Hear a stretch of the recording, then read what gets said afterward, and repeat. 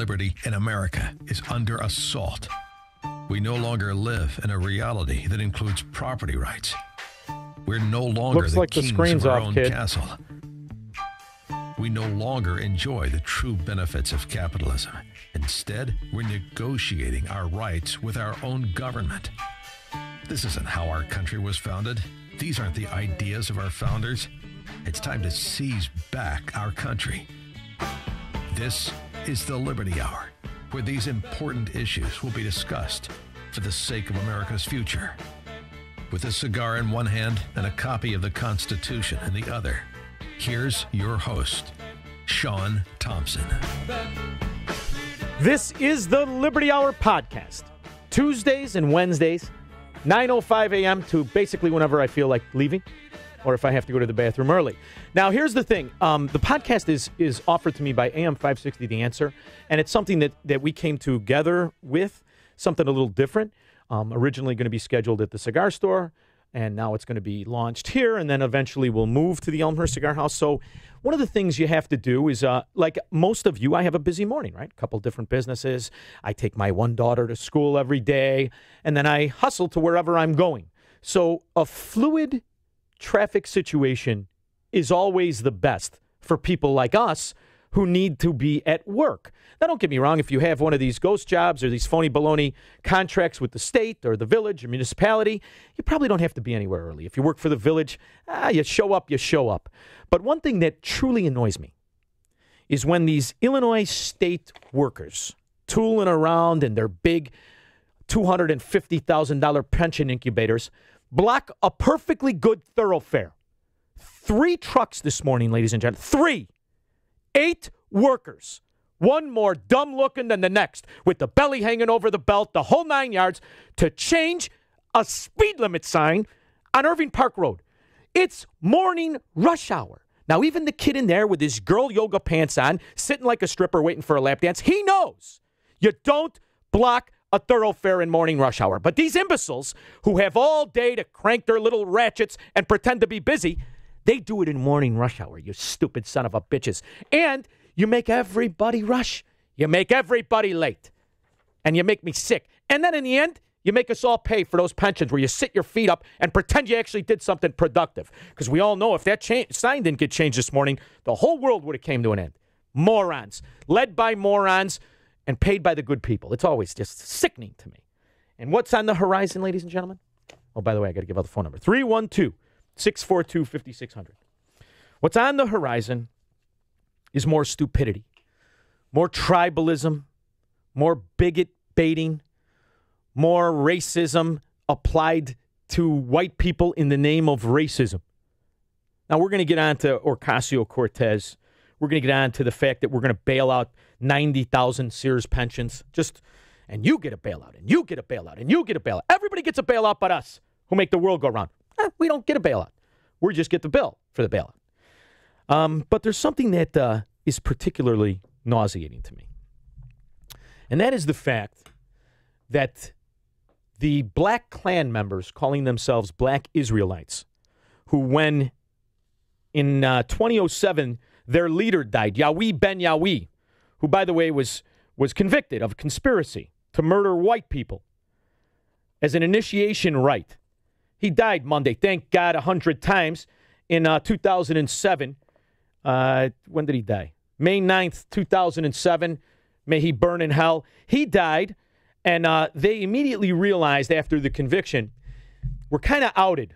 The Black Israelites are outed as what they are, which is a racist hate group. And that's all they are. They're not interested in white people who believe in their belief system, right? And their belief system is as twisted as Scientology without the metal rods, the idiots that they are. These guys, they're simply get to operate as Black Klan members, which is what they are. Now, see, I find as somebody who immigrated to this country from the descendants of Italians and Norwegians, the Klan hates me too, right? And if you were Catholic, they hated you. They hated everybody. So in turn, I see them for the imbecilic sister mating scum that they always have been and will be forever. So I denounce them. But yet if you talk to this Black Israelite scum who yelled at the kid, I'm just as bad as they are. And they get away with it. Not only that, they have the propagandist Pravda media tell me how virtuous this scumbag group is. It's like when they mention that other idiot, Farrakhan, right? And the Nation of Islam drug-dealing front group. That's what it is. It's a front group for drug dealers. Oh, I know we can't talk about it. Well, how do you think they exist?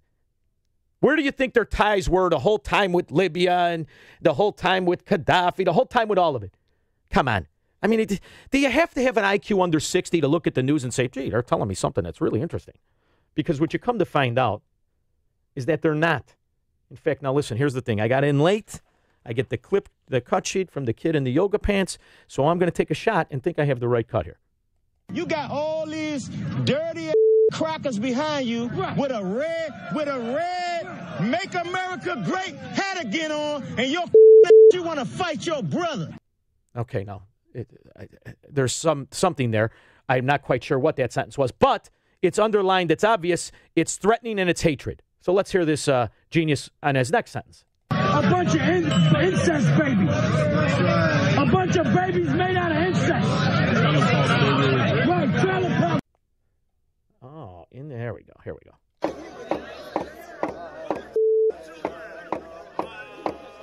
I kind of like it. It's got a beat, and a toddler can dance to it. There you go. Hey, hey, I don't know. Is it me, or is anybody else looking for the Lone Ranger?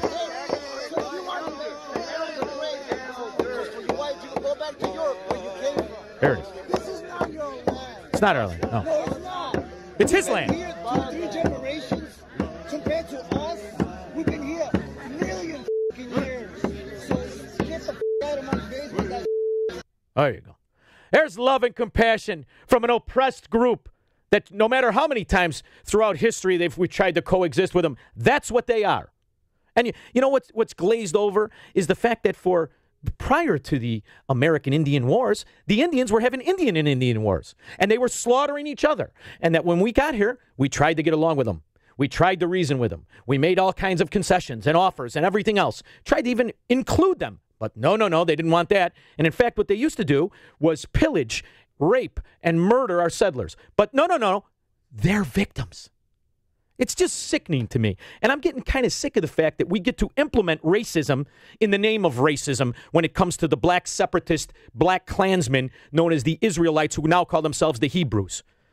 It's important that if we're going to fix anything, we actually discuss things and use a certain degree of common sense.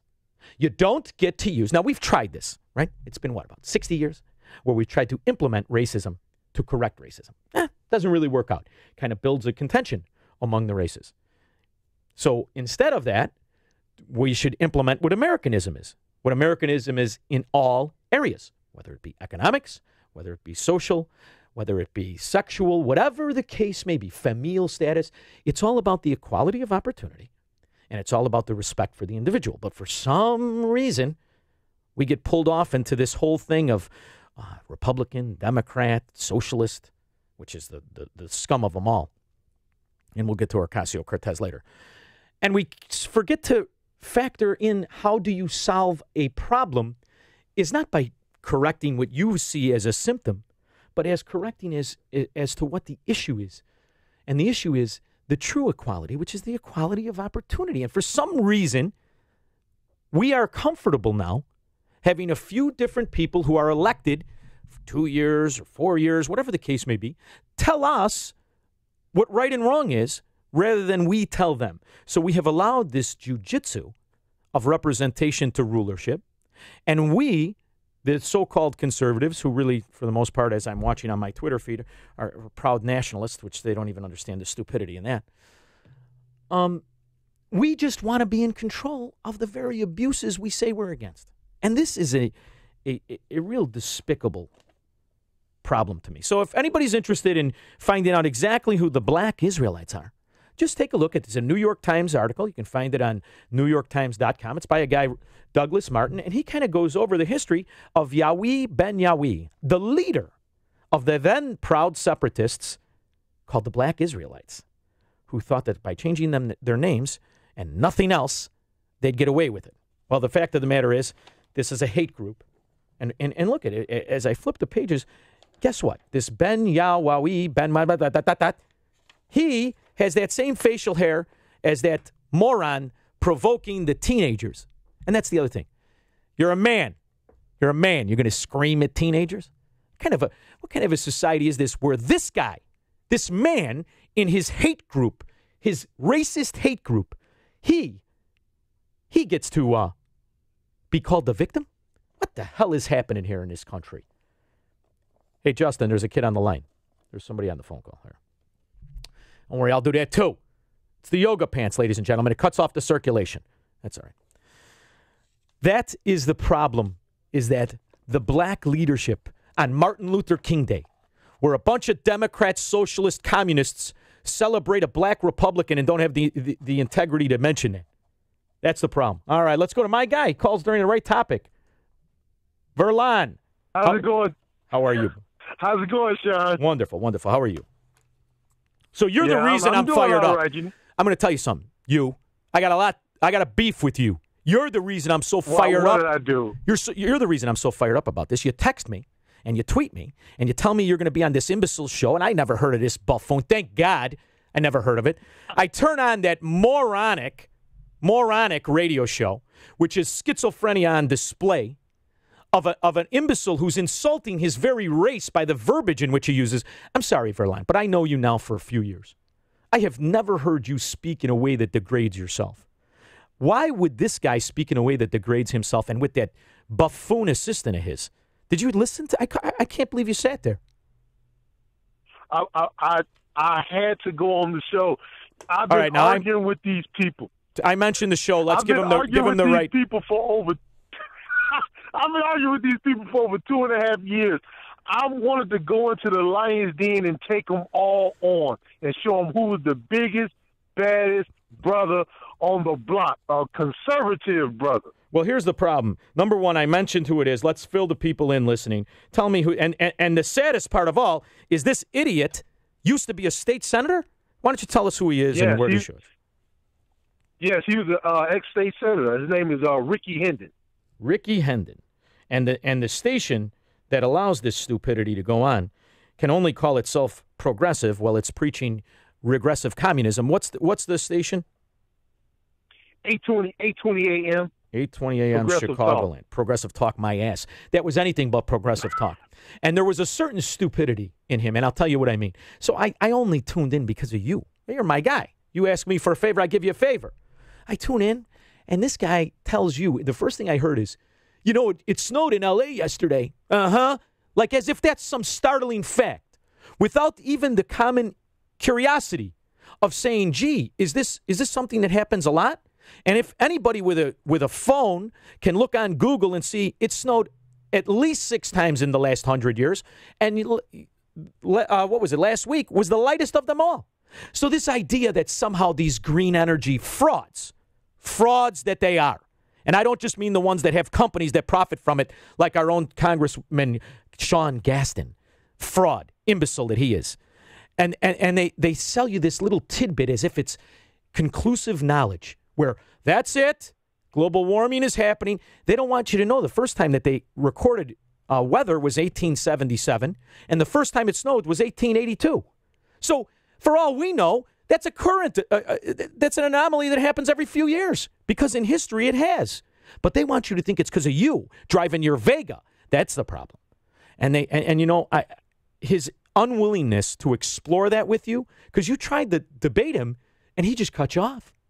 And every time you did, he just cut you off. And then there was the other current Democrat hack who was sitting there. What was his name? Oh, his name was Matt. He's just a total liberal. I mean, he's a nice guy, but he's just, liberals need each other. They can't stand alone like we can and put our message out there. They really need each other. And Matt's one of those type of people where, though, if he tried to stand alone, he couldn't make it. Well, here's the other thing. He's not liberal. I'm liberal. I believe in the Declaration of Independence. I believe in the Constitution. I have no other recourse but to be liberal. I don't want to control people. We let them call themselves liberal as a virtue shield, when what they are tyrants, what they are fascists, what they are socialists. So that imbecile is a current sitting Illinois politician, and he had the audacity in the same schizophrenic conversation, and I apologize to my audience. I like to stick on at least a topic for a little while. But what he did is he kept jumping to the Van Dyke situation, as you noticed, and he said something that was so outrageous as somebody who you know, and you've listened to me since this came out about Laquan McDonald. I said from day one that Van Dyke was a scumbag, that Van Dyke did something that no cop would have done and that no other cop on the scene did, which is aggressively murder that kid. I'm sorry he did. And I can say that with good conscience because I have principles, and I can say if you go against my principles, I don't care if you're a Republican, if you're white, if you're a cop, I don't care. You're a scumbag. So Van Dyke I called from day one as a scumbag. But the idea that this guy would say he got up in the morning and premeditated decide to kill a black guy is not just hyperbole meant to rally a base. It is a lie, and it is a knowing fraud, and it is truly the act to rile up and to create protest and outrage. And this is a politician that's doing it. This isn't some race-baiting fool like Jesse Jackson. So the idea that in Illinois, these are the people who get into office, both that radio host who is barely literate and the imbecile showing the fact the only reason he was on the show is because he was white and he hated himself for it. It really enraged me for days until I got to this microphone. So I blame you for my aggravation. Wait. How long did you listen? Because I talked for an hour. How long did you listen? I gave you I called, all right? And here's the nice thing. The nice thing that people don't understand about radio is that in the other room are some of the nicest, and by the way, smart kids that work. And they're all young, right? The producers, they're all young. And I called the show, and I said, let me ask you a question. How does this idiot get the microphone? And the kid starts laughing. His own producer, by the way. This guy's producer. He says, I know, brother. He said, just hang on. It's going to get kind of crazy. I'm not sure we can get to your topic because we're all over the board. So this is the producer who says, this guy's show, and by the way, he pays for that show. Guaranteed. Yeah, I know. So yeah, he does. He said it. He said he pays for it. So he pays for that show, which means he raises money from constituents or from businesses, takes that money and buys that slot in order to promote what? Because the show was an hour. I didn't listen the full hour. I got to tell you, no, it's 2 hours. He gave me an hour, and then he had some guy running for alderman. He's gay. He's for the gay community, transgendered, all of that. And I met him in the green room as well. I mean, he seems to be a nice guy, but I was there to be the hammer. I was going against him. I was going against the other guy, and I was taking on all the callers. And the producer came in and told me I was radio gold and stopped me before I left the studio and said, you have to come back. I'm radio gold. He said the phone lines lit up. He said the ratings went through the roof. Yeah. And he said even the producer said I held my own. I don't know if you listened to me take on the callers. I did. I've been wanting to talk to that Steve from the Gold Coast forever and Jackson Spin Paul.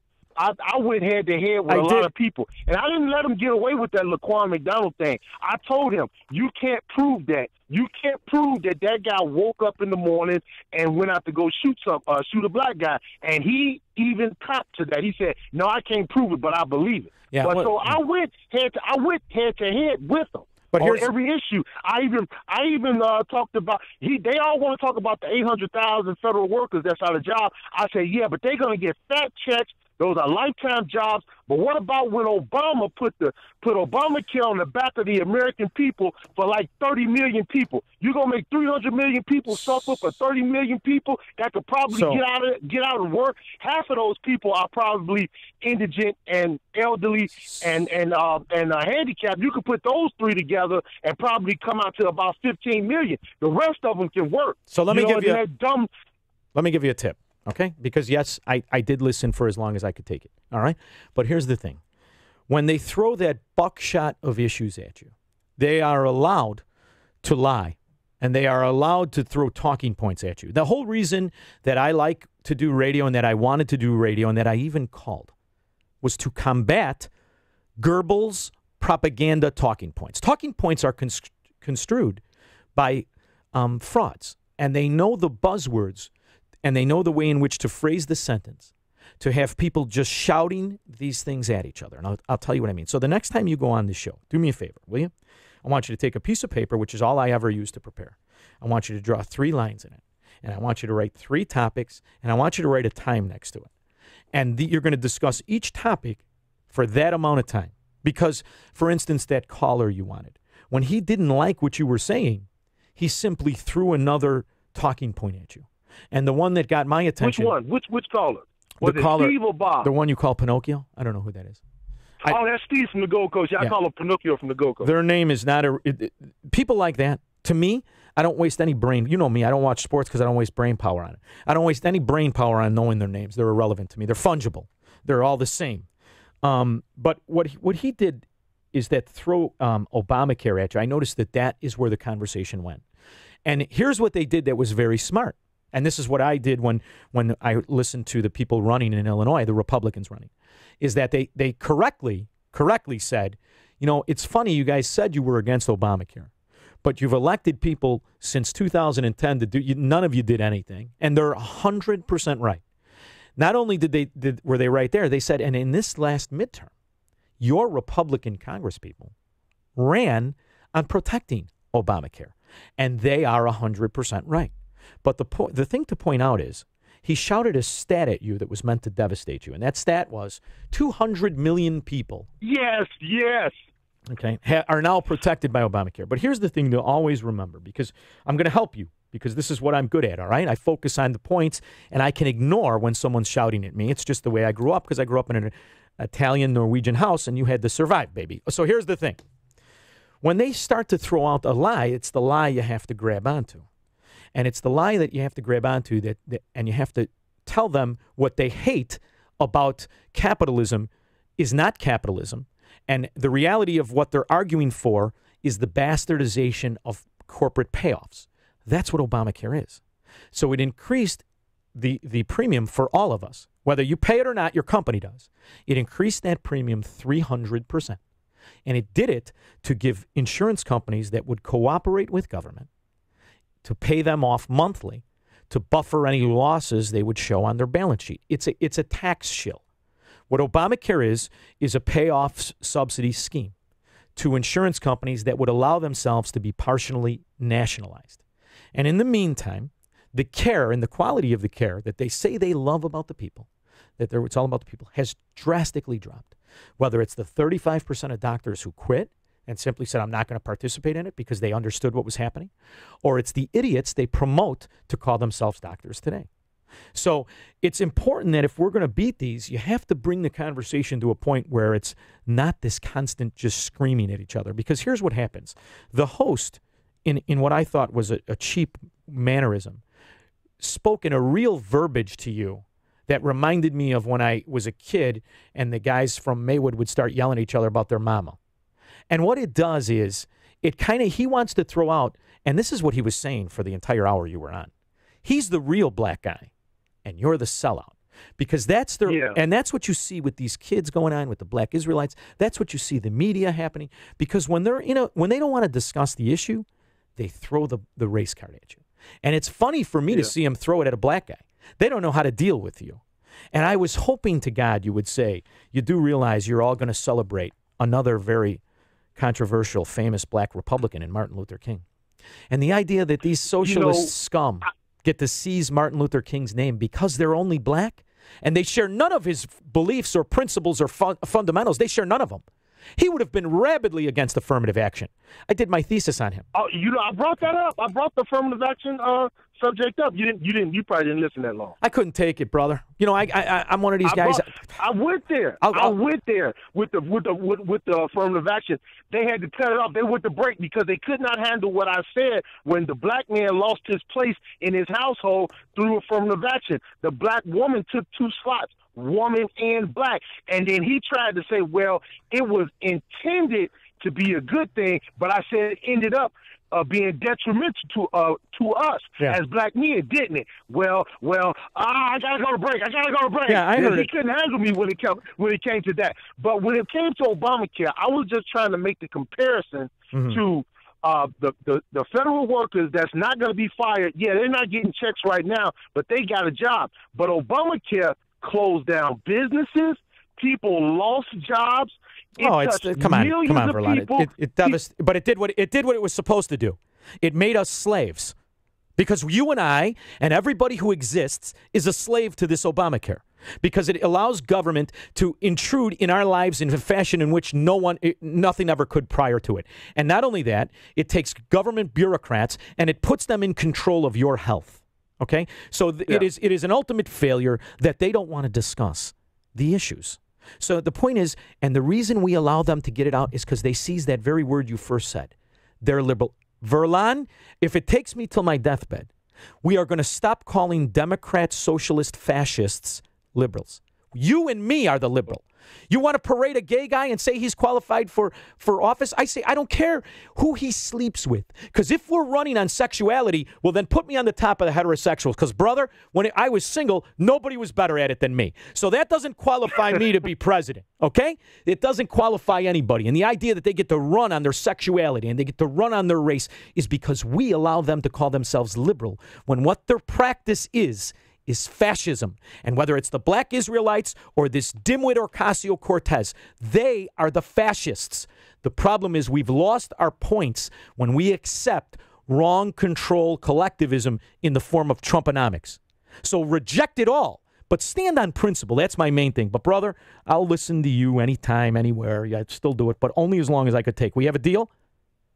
We got a deal, Sean. Right. Thanks, man. All right, brother. Thank you. Take care. Bye now. And that's the real issue. We allow tyrants, and this is throughout history, to hide behind shields of virtue. Whether they are the Russian czars who hid behind the propaganda of their little girls, whether it is the Russian bourgeoisie and proletariats who we let have assumptions of what people were really like versus what the content of their argument is.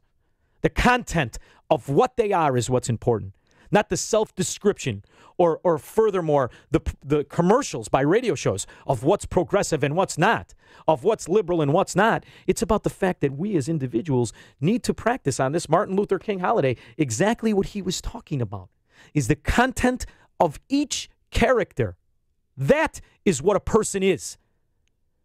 Then we've allowed communists of a different degree and socialists of a hardcore to call themselves liberal Democrats. And they run under this blanket of as if it's an option, when America has sent hundreds of thousands of its young to fight the very socialism Ocasio-Cortez and her cohorts preach. What have you stood for? What are you standing for now when you cannot recognize this fraud, who, by the way, daily in and out. And listen, she's a lovely girl. Pretty as the day. Love her, really. And apparently she has some education and the graduate degrees, but she's an idiot, okay? She's an idiot. She went on TV yesterday, and this is her sentence. I wouldn't talk like this, although I do have a 15-year-old daughter that I've heard you misuse the word like. We're like, the world is going to end in 12 years if we don't address climate change. Now, it's under her pseudo-intellectual persona and her hype from media that call her a Democrat, that don't prove in that very sentence lies the tyranny that we sent soldiers to combat and die for in foreign lands. See, it's actually the Nazis that promoted this climate change and seizing of companies in order to regulate it and control it. It was also the Viet Cong that promoted this industrial fear of changing their world. And now we have Ocasio-Cortez. Now, here's the thing. This isn't the first time. In fact, the first time this happened was in the 60s when the homosexual spinster Sanger wrote her little book about the birds not singing in springtime anymore, right? And they destroyed a chemical that saved millions upon millions of lives called DDT. And it was through the knee-jerk reaction of well-intended stupid people who allowed these unqualified tyrants, frauds, and fascists to overtake freedom. And that's what this play is. Now, Sean Casten, I particularly can't stand him, not just because of he's the fact he's a trust fund green energy fraud, but because his father is the greatest fraudster of all. Not Sean Casten, but the old man, because he's made hundreds of millions of dollars in this scam, this phony green energy, real Nazi takeover of America and the economy and a sect in the economy. It would never have existed had it not been government mandated, subsidized, and really penalized if you didn't partake in it. So Sean Casten's father wouldn't have 5 cents if it wasn't for the ability to scare, to act as a virtue position when he directed and paid off Illinois politicians to have his phony baloney company. But in his book that he wrote in 97, he said the exact same thing. The exact same thing. He said by 2008, you wouldn't be able to walk outside without a spacesuit on because the sun would burn you up. Now, why is it that we allow them to get away with that? Now, the fact that Sean Casten ran as a congressman after manipulating the same company his father built under false premises, and that somehow was an asset and a credibility where he was able to lure voters, is because of the inability and collusion with a socialist media. And that's what this is happening, what's happening here with this Ocasio-Cortez. And it's not just Ocasio-Cortez. You've got, 17 socialists running for the Democrat nomination for president against Trump. And it's growing every day. But what doesn't change is the fundamental principles of the Nazism, fascism, socialism they call Democrat Party politics. And it's a shame because I often wonder, as I was saying before, those 8 slobs in their pension incubators that were changing science, they're all Democrats. But do each one of them believe this nonsense? But they allow these unions to seize their money, these labor extortionists, wannabe mobsters. Now, in the 50s, they might have been mobsters. But now they're all their kids. They're fat, lazy, and stupid kids who just legacied themselves in the unions. And they take their dues, right? And they pretend that they're keeping them together when they're really costing them money in most cases. The good workers, anyway. They're limiting production, and they're making the slots and their nepotism, their moron cousin with the cork on his fork at Thanksgiving. He gets a job, and we pretend that it's the unions and they got the working man blue collar. They're blue collar. They're morons. They're frauds. And the workers sit there and they let them. And they take their money and they give them to this dimwit. 90% of the union money goes to these Democrat socialists. And you know something? That's really the only way it should. Because if you're in the union, you sit there quietly and you watch this happen. Ta-da! You're a socialist. I was listening to Proft and Amy on the way in, as I always do. And they were talking about the complacency of Americans as we see the fraud of what happened with this Phillips fraud Indian and the young kid, his name escapes me, and Covington and all these people, and about the complacency of there it is, I saw, and Twitter blows up, right? 3,000 people. The other way, Sean from EP, if you want to follow Twitter, and you see a couple of the little, Tea Party people. Oh, I told you so. But why is it that we can't get ABC and NBC and CBS? I mean, these are who really is influencing our culture are the networks. And the idea that we keep running around and picking at the outside and thinking we're going to, there's an opportunity. No, they have the true monopoly. And why do they have it? Because they have it through the manipulation of the regulations with government.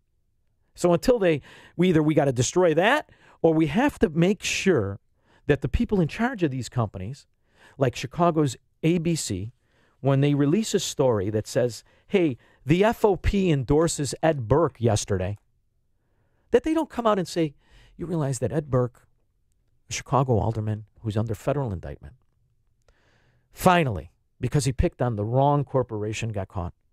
And in the meantime, these very news organizations, Chuck Gowdy with his Amish women hips, the investigative reporters, where the hell have you been, you scumbags? The AG, who's going to do it? Kwame Raoul? How do we allow these corrupt people to appoint the people who are supposed to be watching them and to influence the reporters who are supposed to be reporting and investigating them? And the reason is because of our complacency. It's the same complacency that allows this black Israelite party, black Hebrews, this black clan, to be reported as some sort of a legitimate organization. And until we can realize that the affirmative action we pretend solves problems just creates far more, I think we're doomed. The problem is I can run to Florida from Illinois, and I am. This podcast in very short, in the next 90 days, I won't have to run down Irving Park Road.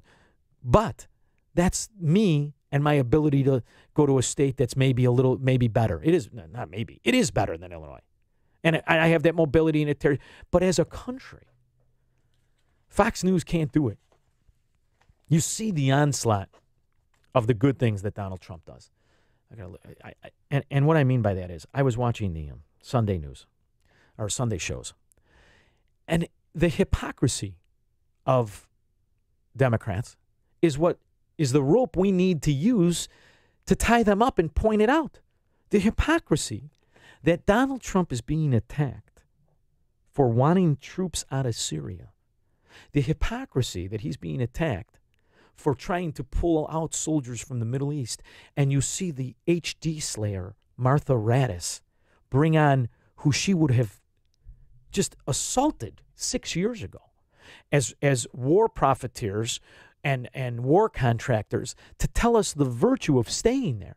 Shows you that all it took to change a fundamental pillar of the Democrat platform, which is not interventionism, which is anti-imperialism, all that it took for them to flip-flop is for Donald Trump to adopt their policy. See, because the policy that Donald Trump is adopting when he wants to take our troops out of Syria, when he wants to pull things back from the Middle East, when he wants to shut down the favoritism to the inbred scum in tablecloth Saudis, that's the policy, for the most part, that was the 1960s Democrat. That's the John F. Kennedy foreign policy. The fact that he says, I want to control foreign aid, I don't want to just give countries, and in fact, in some cases, if they're benefiting from our actions, they should pay us, that's the same belief structure of John F. Kennedy. And the fact that we as Republicans just argue on behalf of a decision versus the principles of it is why we are the very buffalo that get run off the cliff because we can't think for ourselves, or we don't anymore. It's such a small fraction. So the real saving grace of a collapse, a social economic collapse, is that maybe in the rebuild, we can get back to principles. And maybe in the meantime, some of us can get back to those principles during this true cattle drive of people off a cliff. Because when you sit complacently as the federal government announces, hey, by the way, we're going to bail out 90,000 Sears pensions. I have an uncle worked at Sears 35 years, right? He's an okay guy. Sat at Sears. He was a top executive there. Most of his day consisted about going home and going to get something to eat, but that's okay. And he retired in the 80s. And for the main part, he's been raking in whatever the pension system is and how it's been kicked out. But that's because it's a private pension, and he should. I'm all for that. I'm all for companies having private pensions. I'm all for 401ks, and I'm all for a disbursement on the return of that investment. Good for you. Bully for you. But the idea that somehow the people in charge of that fraud the system, they Bernie Madoff the system, or the management of that company implodes what was at one time considered to be the strongest monopoly in America, that's a shame. But too bad. You don't get to take away from my kid. You don't get to take away from your kid in the name of people on pensions. That's too bad. I don't have a pension. My pension is my wits. My pension is my investment. My pension is my labor. And when you do this to me, you destroy the value of all of that. So you as a federal government have once again picked a citizen over citizens. And that's not Americanism. That's socialism. That's collectivism. That's tyranny. And whether a Republican administration does it or a Democrat administration does it, too bad. It's not allowed. And where are my Republican representatives? Mum's the word. Because this is the real sin of America, is that the Republicans and congressmen for all parties, for that matter, have given up their duties in order to get reelected. All of these issues that I come on and gripe about are all issues that are supposed to be handled by my congressman, the closest to the people. But instead, he releases that power. He releases that responsibility because he knows if he doesn't make the decision, he can run as a victim and he can continue to be a congressman. He can continue to be a senator. That's the game. And that's why within government's failure lies its strength. And until we, as American citizens, stop chasing the arguments, stop combating talking points shouted at us by those not good enough to change our shoes, we're going to be just in this herd of morons, constantly pulled in a direction that we pretend is left, we pretend is right, when the reality is it's round. They're circling us together to run us over the cliff. Because you know who never goes off the cliff in the stampede of the buffalo, a la Buffalo Bill? None of the cowboys go over. None of the herders go over. That's why we have representatives we allow to write laws for us and exempt themselves. And let's take on that first one, because until we destroy the greatest weapon of the tyrant, which is healthcare, socialized medicine, until we destroy it, we will always be slaves. And we can only pray that the other favorite weapon of the tyrant, the existence of man, known as green energy, fraud, scams, penalties, and controls, doesn't get passed any further than it already has been. Because it's already on us today. We're just going to be victims like in Illinois, where we have our own Republican representatives talking about penalizing us 30 cents a gallon. Arbitrarily pulled it out of their ass. I say 30 cents. Okay, sure. What do you say, Bill Brady? Yeah, that sounds good by me. Okay, Durkin. You idiots, scumbags are Republicans. But that's okay. As long as you got your pot dispensaries and your gaming casino interests. Right, scumbags? With Rick Heidner and Gold Rush? And by the way, I mean you too, Cook County next president Pete Silvestri with your plastic hair and your girlfriend Quigley. You too, scumbag. It's time that we as Republicans have a bar, have a medium. You either have principles and fundamentals or you're out. Then let's just do what it is and have a bunch of different socialists at least identify themselves as that. Because we are the ones of freedom. We are the ones of liberty. We are the liberal. We are the compassionate. We are the ones that want a man to keep the labor, the products of his labor, to have his unalienable rights. We're not picking and choosing winners and losers because they work for certain companies that have, by the way, lobbyists pay off politicians. We need to decorrupt society. We need to put the restraints back on the money bundlers buying, prostituting our representatives. Until you do that, I got news for you. You're kidding yourself that you have an option. You just better hope that you like the tyrant in charge. And that's all we get anymore. And it's going to be a real joke to see the Marxists square off as they pretend to be Democrats for the nomination. Kamala Harris. Fraud. Another payoff scheme monster. All right, this is the Liberty Hour. We'll be back tomorrow. I want to thank you very much for tuning in and listening. You could send me an email, Sean@capitalistunion.com. And if you're buying a house in South Florida, 630-323-4376, Liberty Real Estate Services. Thank you so much.